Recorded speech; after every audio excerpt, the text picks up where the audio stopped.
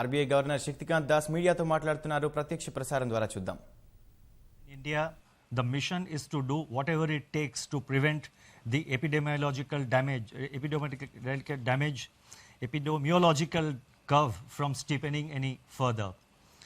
In this kind of an environment, the Reserve Bank of India has been very proactive and has been monitoring the situation very closely. The evolving situation is being monitored very closely, and you would have noticed that from time to time, almost every second day or third day, the Reserve Bank is coming out with certain announcements.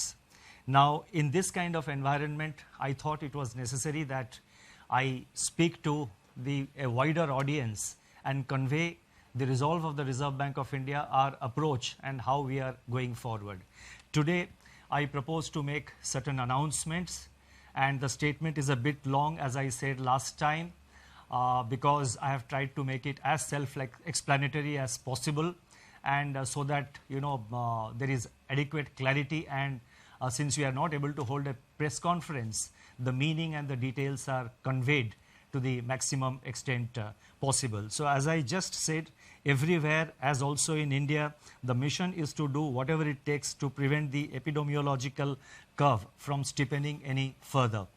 Human spirit is ignited by the resolve to overcome the pandemic. It is during our darkest moments that we must focus on the light. As Mahatma Gandhi said in his famous address at Kingsley Hall, London in October 1931, and I quote Mahatma Gandhi, "In the midst of death, life persists. In the midst of untruth, truth persists. In the midst of darkness, light persists." Before I begin, I wish to place on record our gratitude to all the functionaries and personnel in the government, the private sector, banks, and other financial institutions who risk their lives on a daily basis by going to work or by working from home to fight the pandemic by keeping essential services fully operational. Our deepest appreciation goes out to doctors, healthcare and medical staff, police and law enforcement agencies who are at the front line. In the RBI, I would like to specially commend and thank our team of 150 officers, staff and service providers who are in quarantine away from their families and are at work 24/7 to keep essential services such as currency in circulation, retail and wholesale payments and settlement systems, reserve management, financial markets, liquidity management, financial regulation and supervision, and a host of other services available so that the nation may survive COVID-19. Banks and financial institutions have risen to the occasion and have ensured normal functioning. Their efforts are praiseworthy. I would like to thank my colleagues in the Reserve Bank of India who set aside personal health concerns and joined me in fashioning the array of measures taken by the RBI in the context of COVID-19. I also thank our teams for their intellectual support, analytical work, and logistical arrangements. I would first like to highlight or give our assessment of the current economic situation. Since March 27, 2020, when I spoke to you last, the macroeconomic and financial landscape has deteriorated precipitously in some areas, but light still shines through bravely in some others. On April 14, the IMF released its global growth projections, revealing that in 2020, global economy is expected to plunge into the worst recession since the Great Depression, far worse than what had happened during the global financial crisis. The IMF's economic counselor has named it the Great Lockdown, estimating the cumulative loss to global GDP over 2020 and 21 at around $9 trillion, which is greater than the economies of Japan and Germany combined. Within this downturn, the projections are replete with even sharper declines in output in various countries. India is among the handful of countries that is projected to cling on somewhat tenuously to positive growth at 1.9%. In fact, this is the highest growth rate among the G20 economies as estimated by the IMF. The World Trade Organization sees world merchandise trade contracting by as much as 13 to 32%. I repeat, 13 to 32% in 2020. Global financial markets remain volatile and emerging market economies are grappling with capital flows and volatile exchange rates. Crude oil prices remain in a state of flux despite the agreement on production cuts by OPEC plus countries. For 2021, the IMF projects sizable V-shaped recoveries, close to 9 percentage points for the global GDP. India is expected to post a sharp turnaround and resume its pre-COVID, pre-slowdown trajectory by growing at 7.4% in 2021-22.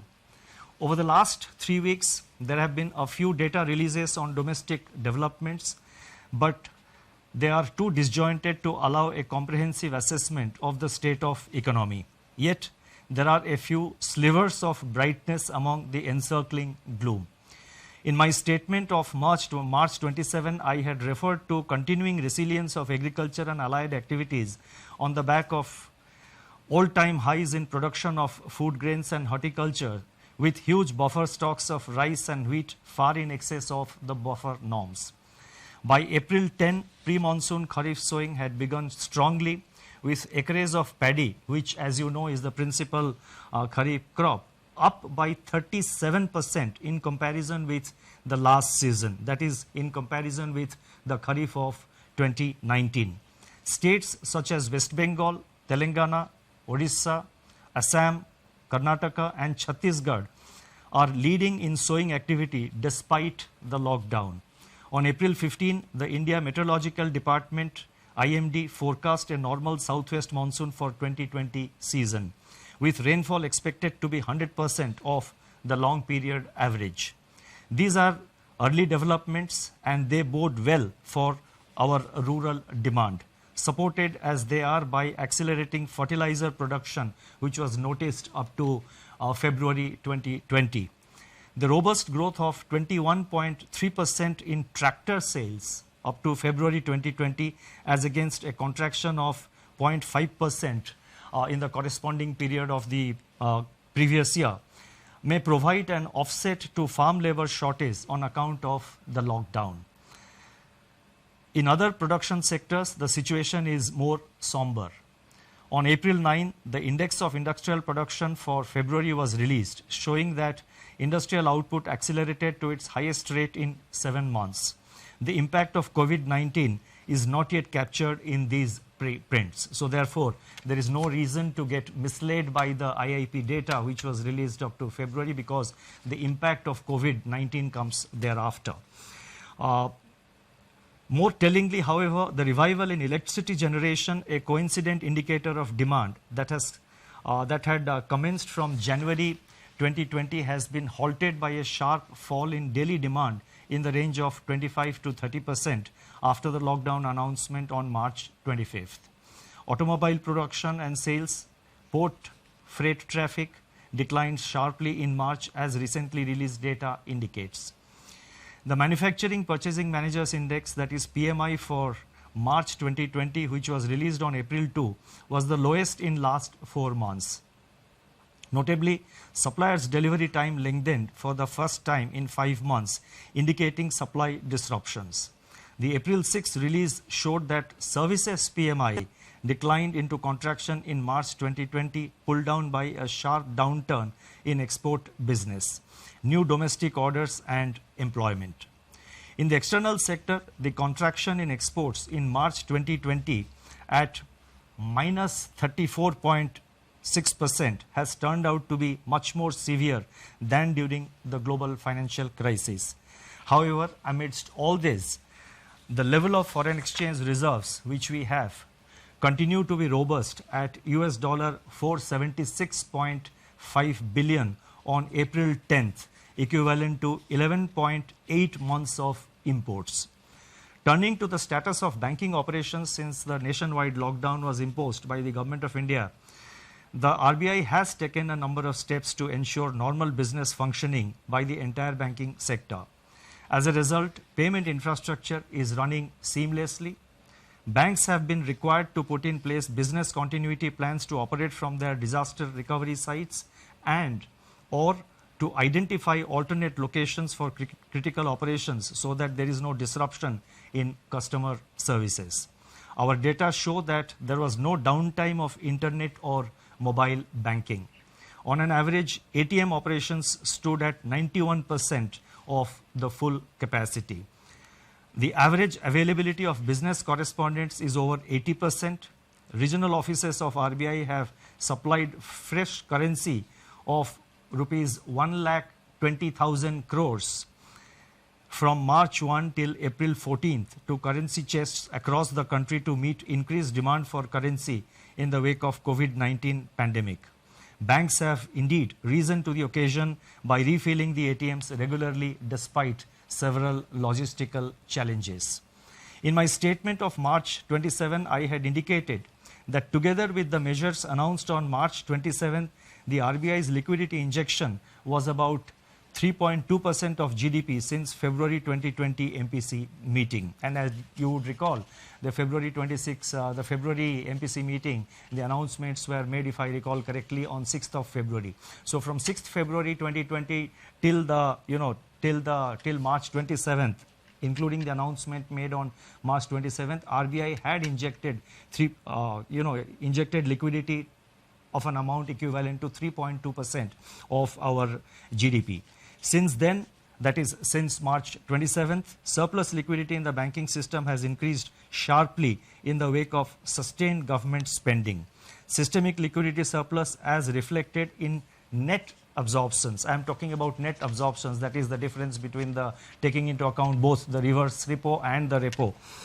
So therefore, the systemic liquidity surplus as reflected in net absorptions under the LAF averaged at about rupees 4.36 lakh crore during the period March 27th to April 14, 2020. As announced on March 27, the RBI undertook 3 auctions of targeted term repo operations, that is TLTRO, injecting cumulatively rupees 75,041 crore to ease liquidity constraints in the banking system and distress financial markets. Another TLTRO auction of rupees 25,000 crore is being conducted today. In response to these auctions, financial conditions, now this is very important, in response to these conditions, financial conditions have eased. I correct myself, in response to these auctions, financial conditions have eased considerably as reflected in the spreads on money and bond market instruments. Moreover, activity in the corporate bond market has picked up appreciably with several corporates making new issuances. There are also some indications that redemption pressures faced by the mutual funds have also somewhat moderated. Against this background, and as I mentioned, that we have been constantly monitoring the situation after considerable internal deliberation and after monitoring the evolving situation, and in our effort to see that the financial system is fully functional, the markets are fully functional, we have in RBI decided to announce certain additional measures, and I would now like to elaborate upon them.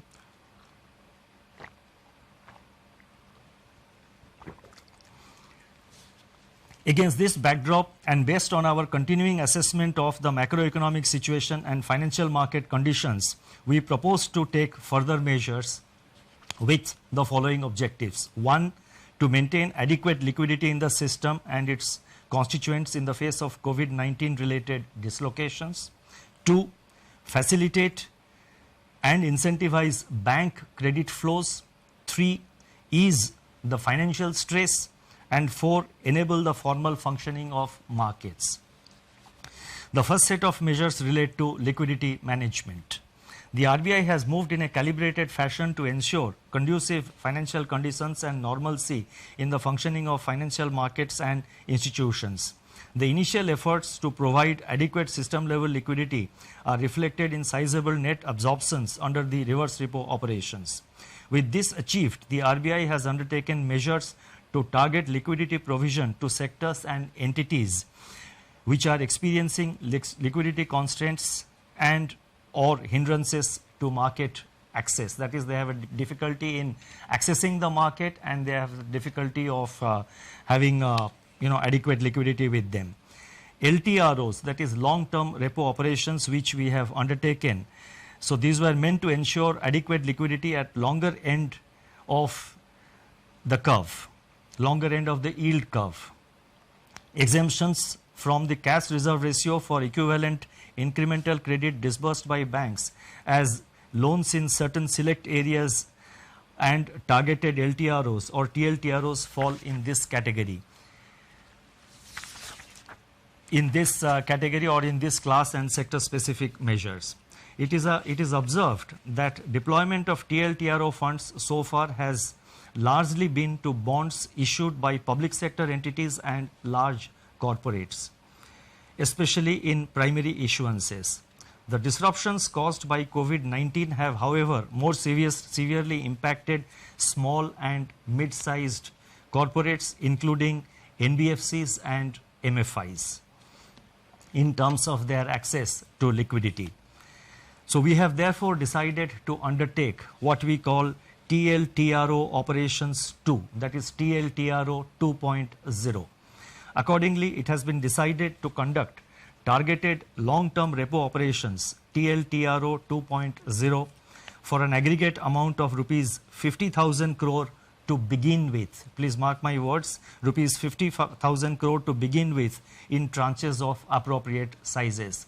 Based on our assessment of the evolving situation and based on the pattern of utilization of this 50,000 crore by the market and in the market, it is always open for RBI to step up this amount beyond 50,000 crores as per requirement or as may be necessary to see that various segments of the market, various segments of the MFIs, the NBFCs and other institutions in terms of liquidity, they remain well lubricated.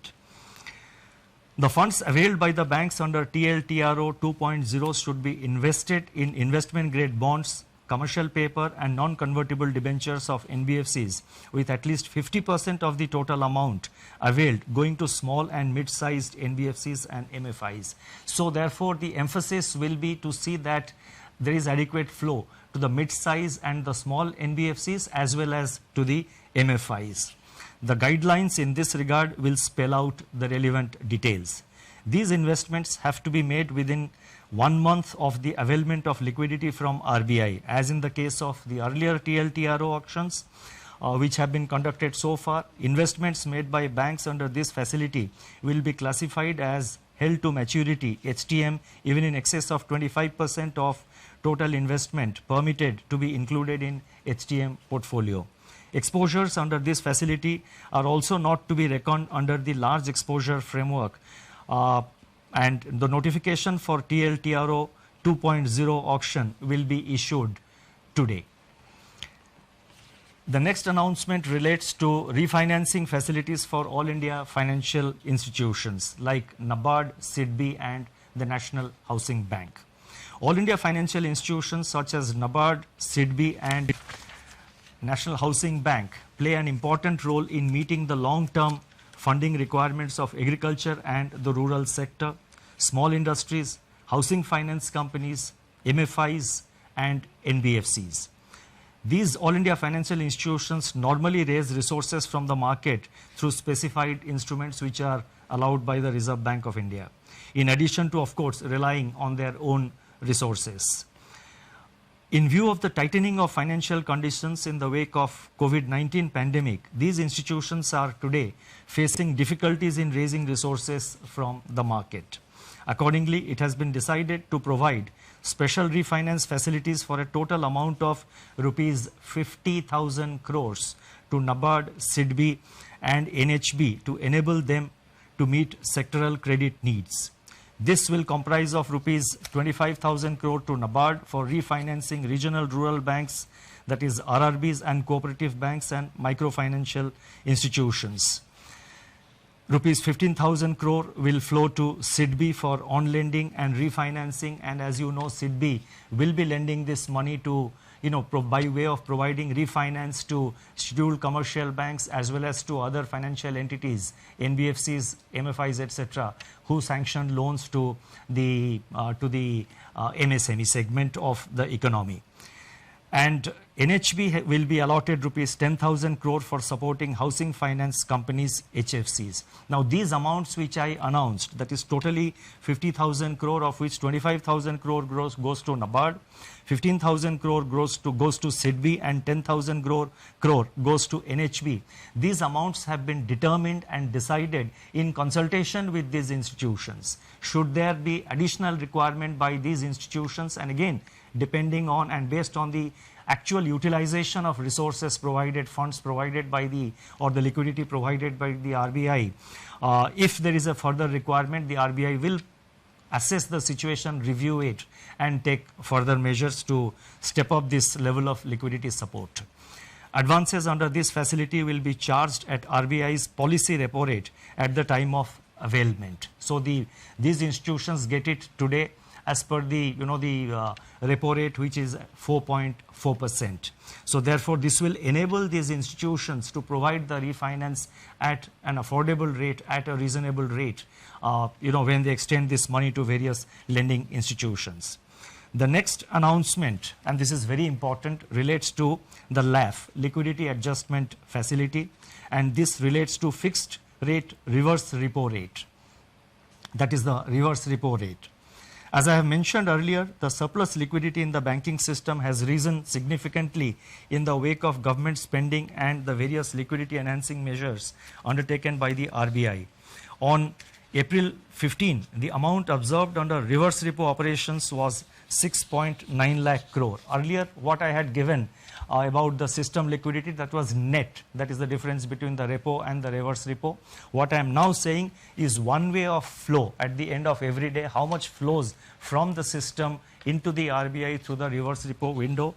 That has been in the order of, on April 15th, the RBI absorbed rupees 6.9 lakh crore through the reverse repo window. So that much of surplus was available with the system.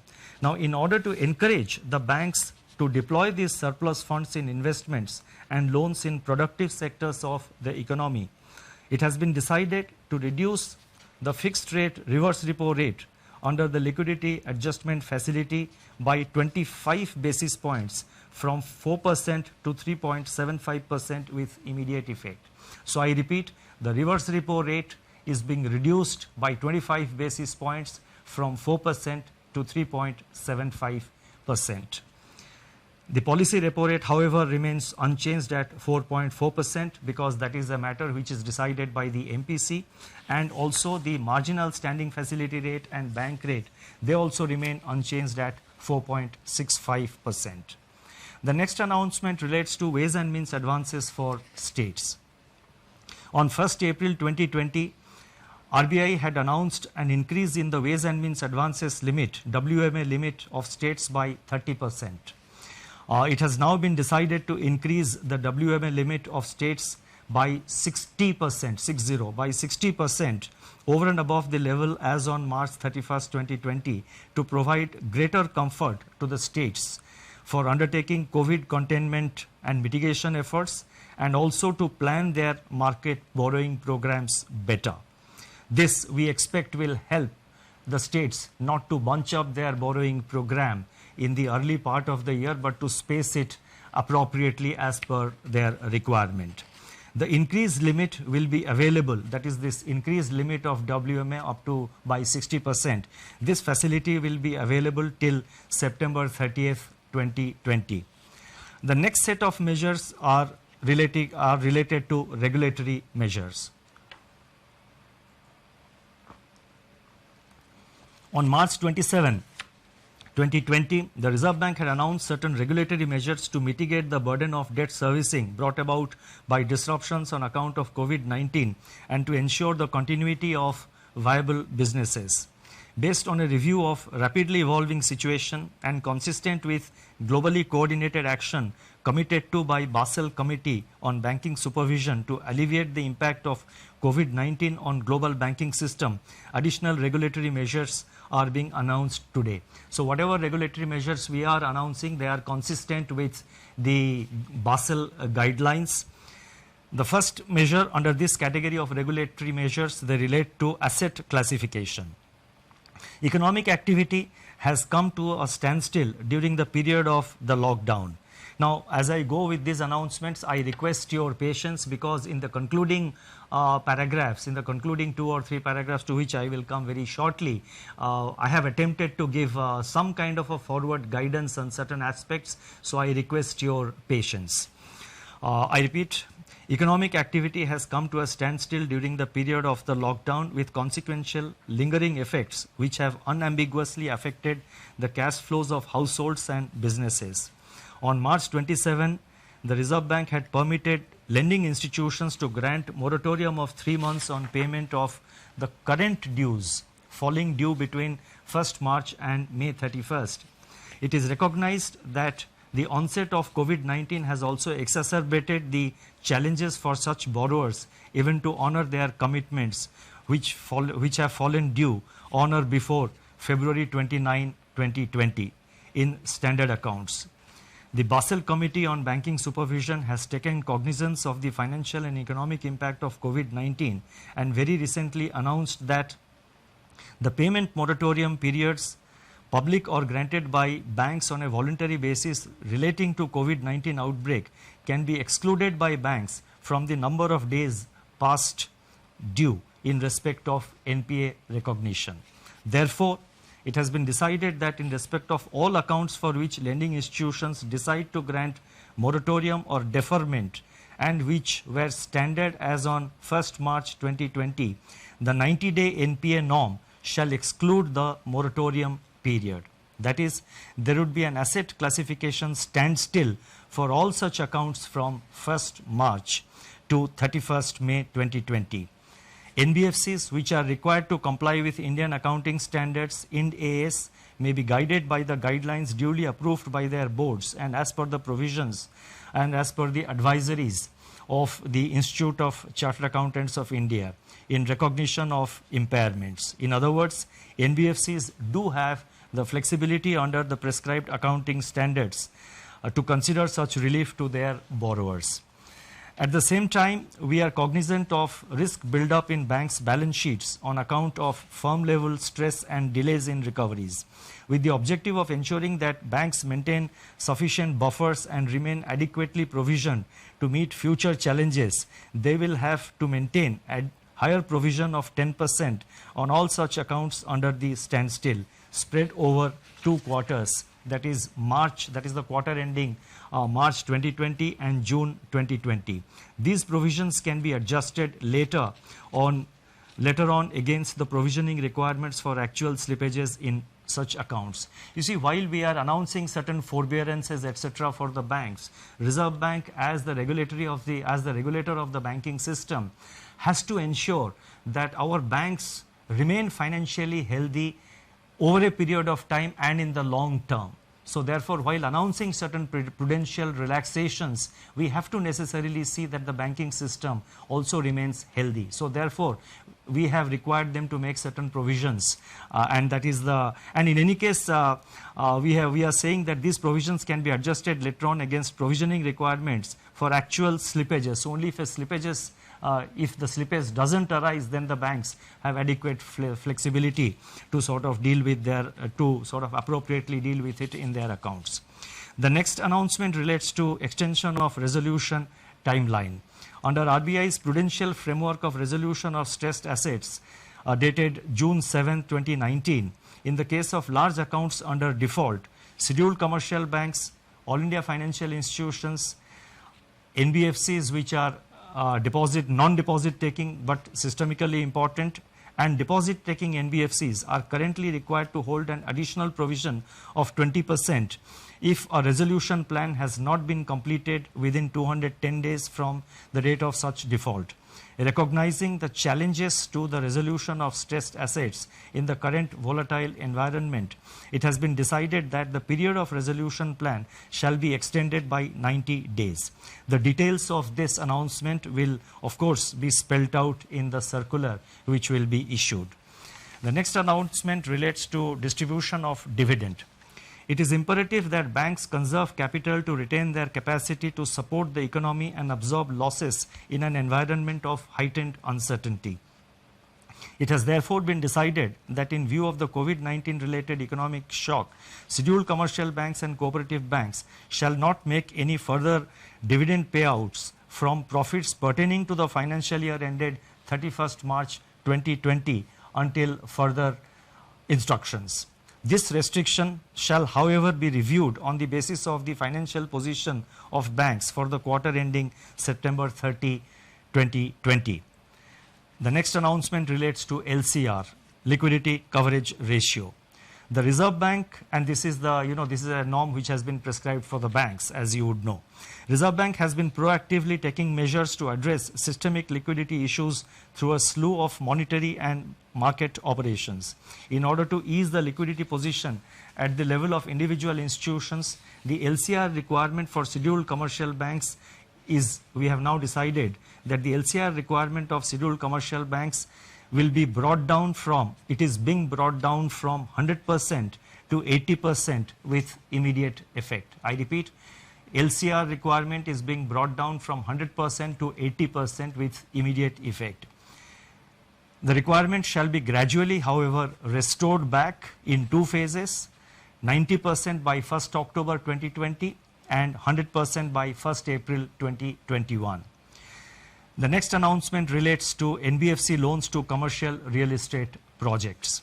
In terms of extant guidelines for banks, the date for commencement of commercial operations, DCCO, in respect of loans to commercial real estate projects delayed for reasons beyond the control of promoters can be extended by additional 1 year over and above the 1 year extension permitted in the normal course without treating the same as restructuring. And restructuring, as you know, would obviously have implications for asset classification. It has now been decided to extend a similar treatment to loans given by NBFCs to commercial real estate. This will provide relief to NBFCs as well as to the real estate sector. Now, before I go to the concluding remarks, let me mention that the RBI, as I mentioned earlier, is monitoring the situation very closely. We are very vigilant about the developments, and whenever required, we will make necessary announcements. And so therefore, this is not the last of the announcements that we are announcing today to deal with the situation. As the situation warrants, we will be announcing new measures to deal with the challenges. Our effort is always to remain proactive and also to respond to the emerging challenges. Now, let me now move to the concluding portion of my remarks. In conclusion, I would like to review recent developments relating to inflation and the outlook without infringing in any way the mandate of the Monetary Policy Committee.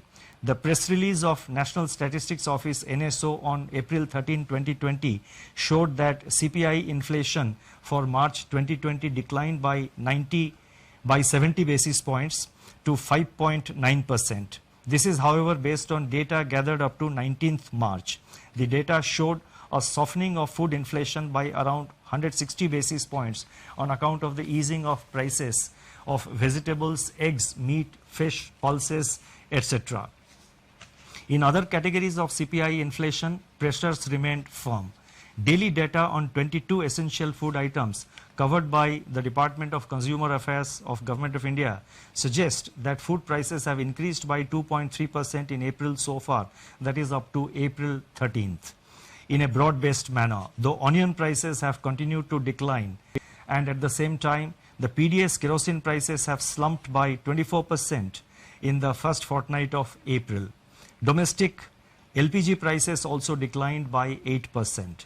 These early developments suggest that inflation is on a declining trajectory, having fallen by 170 basis points from its January 2020 peak. In the period ahead, inflation could recede even further, barring of course any supply side disruption shocks, and may even settle well below the target of 4% by the second half of 2021. Such an outlook would make policy space available to address the intensification of risks to growth and financial stability brought about by COVID-19. This space needs to be used effectively and in time. The RBI, as I said earlier, will monitor the evolving situation continuously and use all its instruments to address the daunting challenges posed by the pandemic. The overarching objective is to keep the financial system and financial markets sound, liquid, and smoothly functioning so that finance keeps flowing to all stakeholders, especially the vulnerable and the disadvantaged. Regulatory measures that have been announced so far, including those which are announced today, are dovetailed into the objective of preserving financial stability. Although social distancing separates us, we stand united and resolute. Eventually, we are confident that we shall cure and we shall endure. Thank you very much.